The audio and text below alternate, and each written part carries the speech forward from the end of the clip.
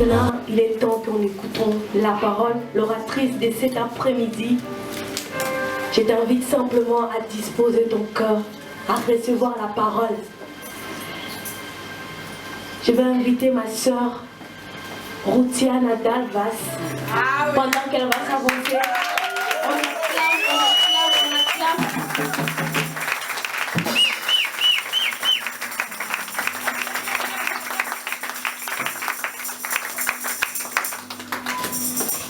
Alléluia. Je suis tellement dans la joie. Asseyons-nous. Nous sommes appelés. Je bénis le Seigneur pour cette occasion, pour cette grâce, pour cette journée. Avant de commencer, j'aimerais vraiment honorer toute personne ici présente, les hommes de Dieu, les femmes de Dieu, que le Seigneur vous bénisse pour votre temps. Vous avez laissé vos préoccupations, vous êtes venus encourager, soutenir les jeunes. Et nous sommes vraiment fiers de vous, car vous êtes fiers de nous. Et c'est ça, la relève, ce que nous avons reçu de vous, c'est ça qu'on est en train de transmettre aussi. Les frères. Les frères. Nous allons juste dire au Seigneur, nous sommes venus à ta présence, Seigneur. Nous voulons que tu puisses nous parler, que tu puisses juste dire un seul mot, une parole pour notre vie. Disposons notre cœur pour recevoir de la part du Seigneur. Nous prions. Seigneur, Dieu de gloire, Papa, nous te bénissons, Seigneur. Nul n'est comme toi, ô Adonai. Nous sommes venus à ta présence, Seigneur, pas pour écouter un homme, Seigneur, mais écouter toi, Seigneur, parler à travers de nous, Seigneur. Nous sommes que de simples instruments, Seigneur. Mais nous savons, Seigneur, nous pouvons tout parce que c'est toi qui nous fortifie, Seigneur. Père de gloire, Papa, que toute personne qui est rentrée dans ce lieu, Père de gloire, puisse recevoir, Père de gloire, une parole plutôt, Seigneur, une chose, Seigneur, qui peut transformer totalement sa vie, Seigneur. Une parole qui viendra fortifier, édifier et qui pénétrera dans le cœur de toute personne ici dans ces lieux. Père de gloire, Papa, sanctifie ta parole au nom puissant de Jésus-Christ. Bien-aimés dans le Seigneur, nous parlons, notre thème d'aujourd'hui c'est le parcours avec Dieu. Ce thème, c'est un thème aussi que depuis avril, je partageais en fait sur des lives sur Facebook. Car tel que la vie a avancé avec le Seigneur, j'ai compris qu'on peut passer par beaucoup d'épreuves. Mais il y a des choses qui font en sorte que nous sortons toujours plus que vainqueurs. Oui, nous apprenons des choses qui nous arrivent dans la vie, mais cela nous fortifie et nous aide à avancer. Et je me suis dit, ça ne peut pas s'arrêter là. Il faut que nous faisons un événement, une réunion dans laquelle tout le monde qui a reçu quelque chose de la part du Seigneur, tout le monde qui a eu même une petite expérience avec ses dieux sur son parcours, qui puisse transmettre un de plus dans la vie des autres. Parce que nous tous nous apprenons, et ce que nous apprenons, ce n'est pas pour nous garder. Une personne qui garde est égoïste. Mais une personne qui a connu Dieu, Jésus, c'est plutôt que Jésus était venu pour donner aux autres. Et nous, de même, nous devons donner aux autres. Mon parcours avec Dieu.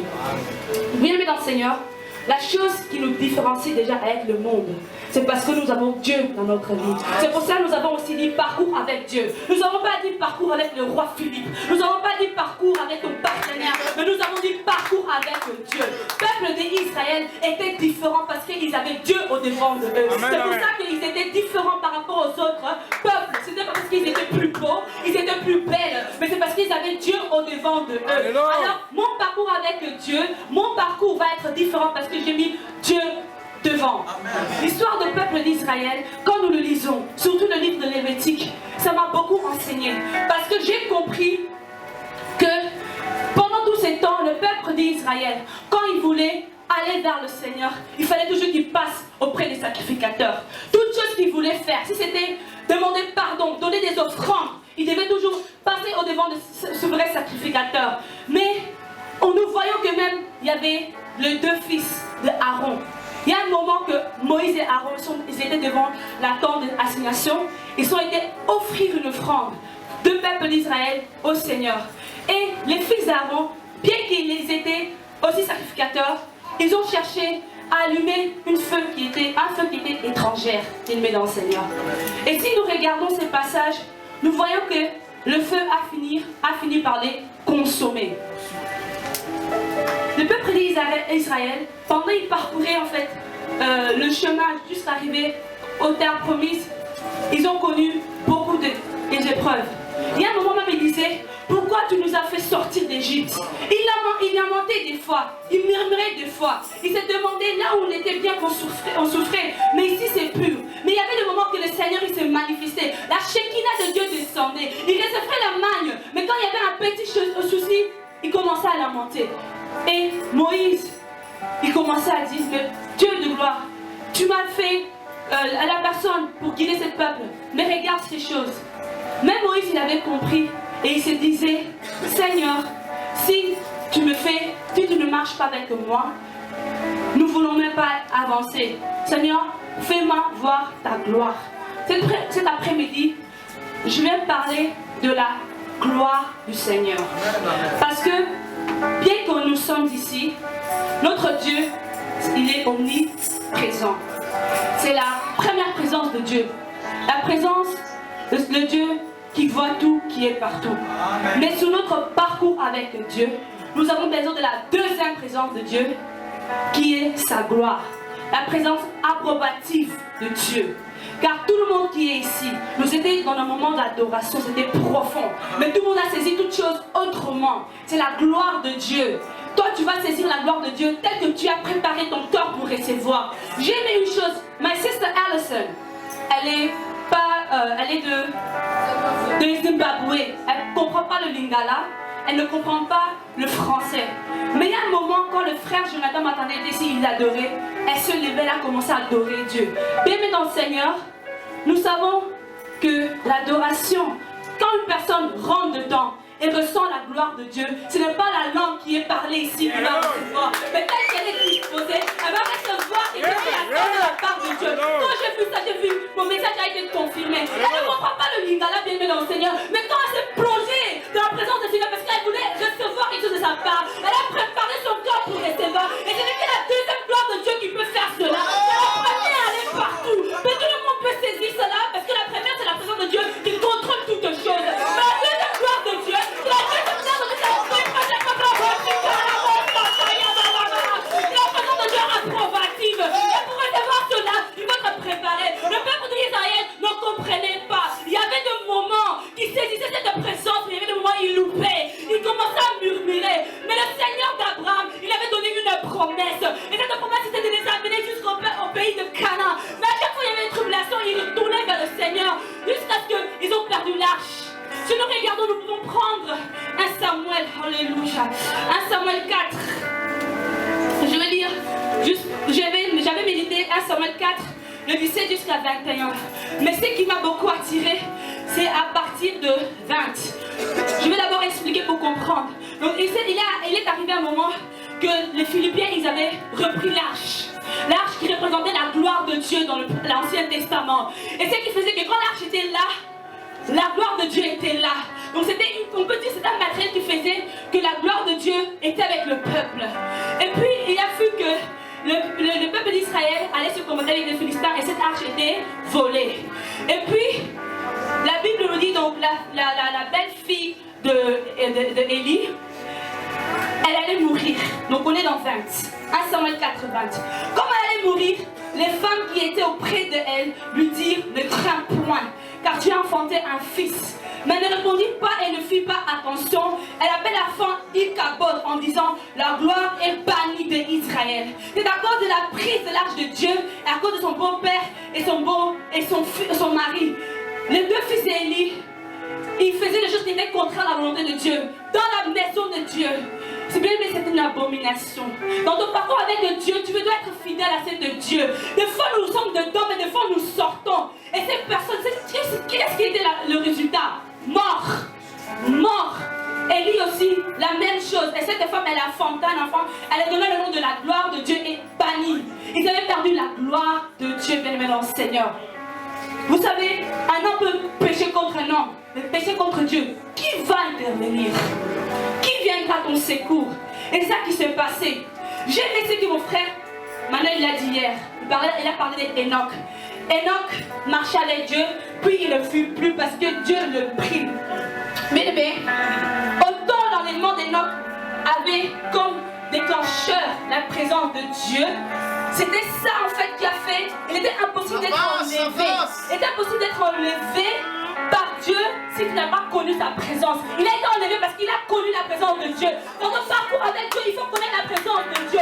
Car si tu es enlevé, quel sera ton sort si tu étais absent de sa présence? Il faut être dans sa présence pour pouvoir être enlevé et dire j'ai fait ce qu'il fallait que je fasse parce que j'ai demeuré dans sa présence. Et le Seigneur, quand je lis ça, je dis il a marché avec Dieu, mais le Seigneur l'a pris parce qu'il sait qu'il devait faire.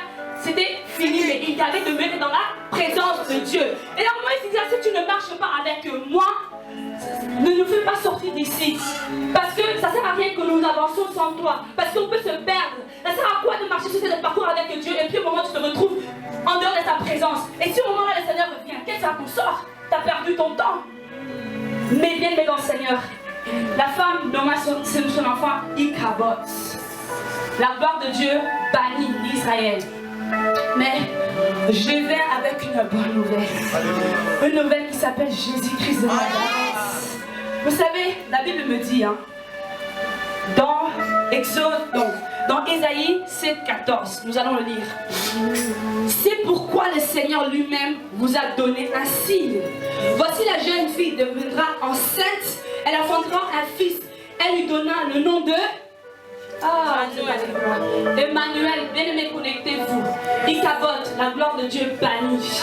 Emmanuel, Dieu parmi nous. Dieu parmi nous. La gloire de Dieu. Amen. Vous savez, Jésus-Christ est venu. La gloire personnifiée. C'est ça qu'on dit, non? C'est personnifié. Nous avons l'arc de Dieu. La gloire de Dieu, c'était matériel. Hein? Voilà. Mais Jésus-Christ lui-même, la gloire de Dieu, personnifiée.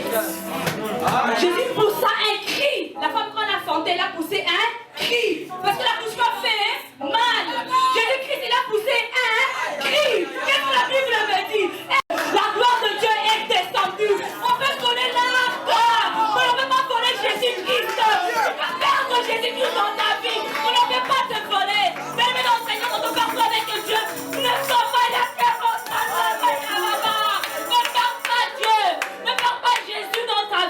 L'arc a été volé. Le peuple d'Israël était perdu. La femme, elle a couché, mais elle avait la tristesse parce qu'elle a nommé son enfant Ichabod. C'est qu'il arrêtait de prêcher, c'était l'arc. Parce qu'ils sont liés à des choses. Mais le Seigneur nous a fait grâce. Dans ce temps de la fin, le Seigneur nous a fait grâce. Jésus lui-même, il est descendu. Il a dit, on peut voler l'arc, mais on ne peut pas me voler. Dans le Seigneur, on le fait rentrer dans le cas. Et là où il vit, personne ne peut le prendre. C'est toi qui le perds. Ne perds pas ton Dieu. Mon parcours avec Dieu, je dois approcher. Je dois m'approcher Dieu, mais c'est dans mon cœur. C'est pour ça que je parlais de la présence de Dieu approbative. Tu peux avoir le Dieu omniprésent qui fait sur toutes choses. Il va même affourmi dans une place noire. Il voit toutes choses. Même une personne qui est païen, le Seigneur le voit. Mais pour avoir l'acceptation, l'approbation de Dieu, il faut que tu puisses saisir la gloire de Dieu. Et saisir la gloire de Dieu, il faut comprendre. Il faut comprendre. Le peuple d'Israël, ils avaient eu la chance. La Shekinah de Dieu descendait. Ils recevaient la manne, mais à chaque fois, ils ne comprenaient pas. Mais Jésus lui-même, il est venu. La gloire de Dieu personnifiée. Il a fait en sorte que, même si les choses on te vole et qu'il peut te faire sortir de sa présence, mais lui-même qui est Jésus, lui-même qui est Dieu, lui-même qui est la gloire personnifiée, personne ne peut te le voler. Si ce n'est toi qui le perds. Alors je te dis cet après-midi, il faut chercher à chaque fois la gloire de Dieu, la présence approbative de Dieu dans ta vie. Car si tu n'as pas cela, tout ce que tu auras fait comme parcours, ça sera vain. Les fils d'Aaron, les fils d'Élie, ils étaient dans la présence du Seigneur, mais ils n'avaient pas la présence approbative de Dieu. Ils n'avaient pas la gloire de Dieu. Ils ont voulu tenter de recevoir cette gloire en allumant un feu étranger.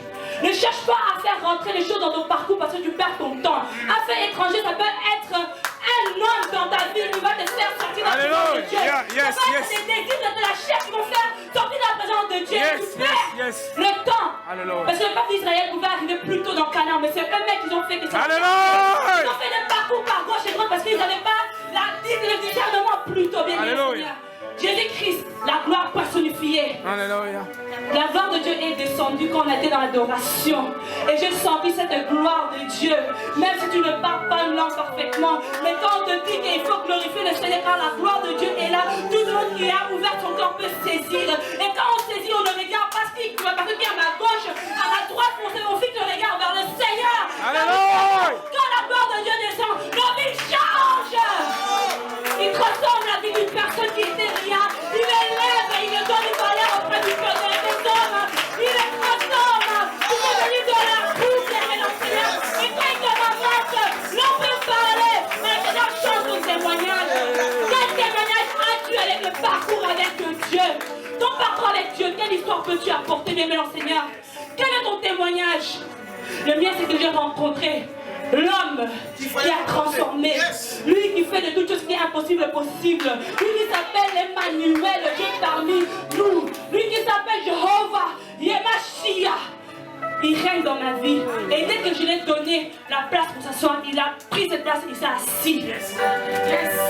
Moi, je suis quand, vous n'avez pas vu quand on était en train d'adorer, ceux qui étaient rentrés, ils n'étaient plus assis. Ils ont commencé à s'agenouiller. Certains sont même plongés, car on ne peut pas résister de la gloire de Dieu. On ne peut pas. Quand ça te prend, ça te pousse à pleurer. Tu ne regardes pas que tu es un homme, que tu sois une femme, mais tu regardes ce créateur qui t'a créé à son image, qui a fait de toi ce que tu es aujourd'hui. Mon parcours avec Dieu, mon Dieu est mon tout. Et je vais chaque jour vivre cette gloire. La présence de Dieu approbative, pour que je puisse accomplir toutes choses.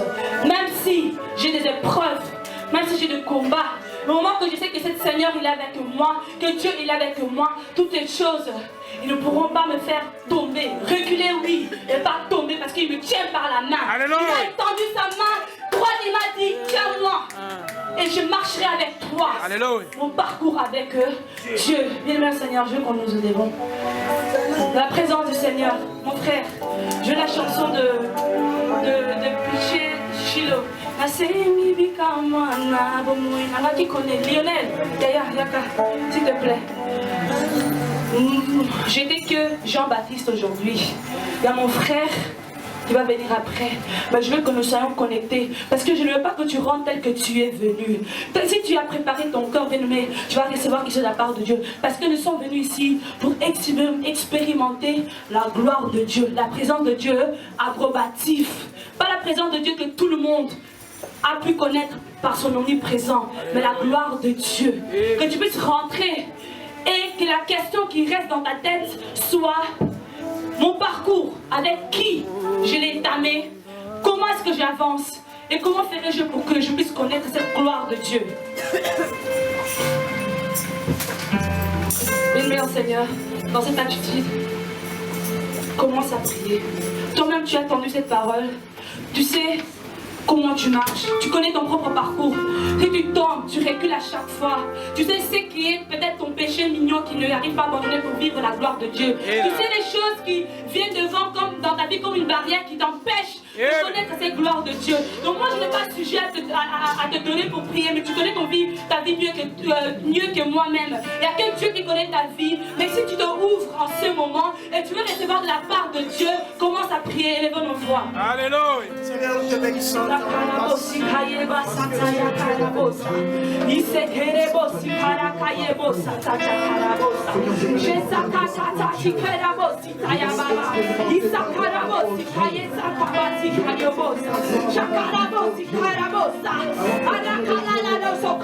Le Dieu d'Apocalypse, le Dieu de Pasteur Bienvenu, le Dieu de Maman Titi, le Dieu que je sers, le Dieu de Christiana, Père de gloire, ton peuple est venu dans ta présence.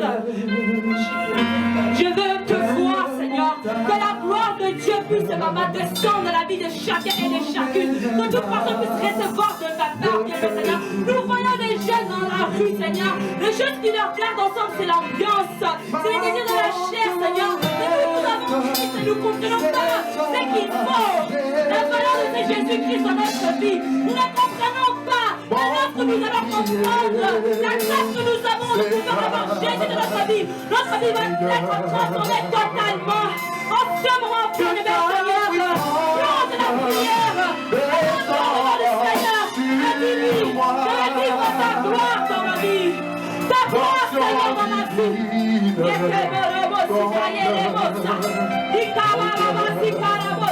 Oh oui,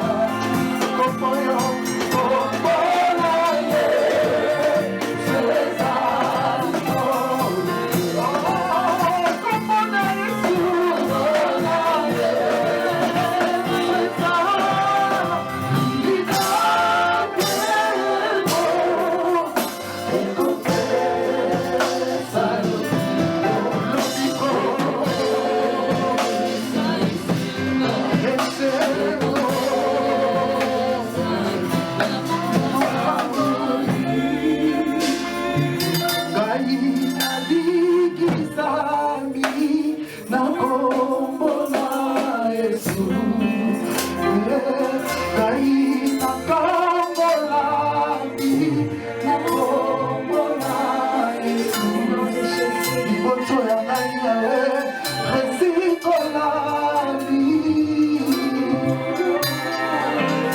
que quelqu'un peut chanter avec nous?